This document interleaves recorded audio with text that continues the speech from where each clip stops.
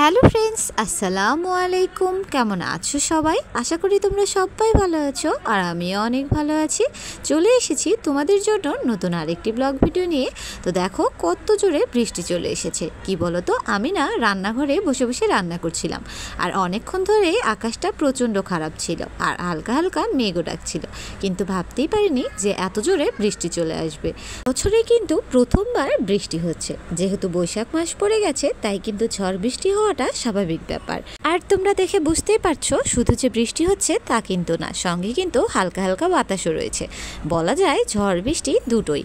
তো আমরা যখন ছোট ছিলাম তখন বৃষ্টি হলে আমরা বলতাম আজ আকাশের মন খারাপ, তাই আকাশ কাঁদছে। আর এখন যখন আমি একা একা দাঁড়িয়ে বৃষ্টি দেখি, তখন কিন্তু সে কথাগুলো মনে পড়ে যায়। যেহেতু আমি আর আমার বোন একসঙ্গে ছিলাম, তাই কখনো নিজেকে একা মনে হয়নি। যে কোনো গল্প দুজনের সঙ্গে শেয়ার করতাম। আর যেহেতু আমি আলাদা হয়ে গেছি, তাই কিন্তু দাঁড়িয়ে দাঁড়িয়ে একা একাই বৃষ্টি দেখছি, আর বোনের কথাও মনে করছি। তো যাই হোক, চলো এবার তোমাদেরকে দেখাই আমি কি রান্না করছি। আজকে রান্না করছি পুঁইশাক, আলু আর মাছ দিয়ে চচ্চড়ি। তোমরা কে কে এই তরকারিটা খেতে পছন্দ করো অবশ্যই কমেন্ট করে জানিও।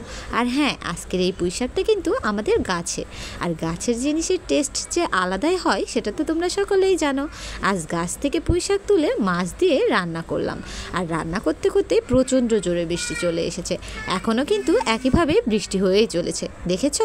অবশ্য বৃষ্টি হয়ে ভালোই হয়েছে, গাছগাছালিগুলো একদম শুকিয়ে গেছিল, আর বৃষ্টির পানিতে সব গাছগাছালি যেন সতেজ হয়ে উঠেছে।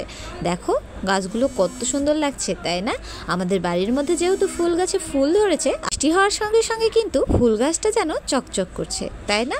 তো যাই হোক, চলো আজকের ভিডিওটা তোমাদের কেমন লাগলো অবশ্যই কমেন্ট করে জানিও। ভালো লাগলে লাইক, কমেন্ট, শেয়ার করো, সাবস্ক্রাইব করতে ভুলো না কিন্তু। দেখা হবে নেক্সট ব্লগে। ততক্ষণ ভালো থেকো, সুস্থ থেকো, টাটা বন্ধুরা।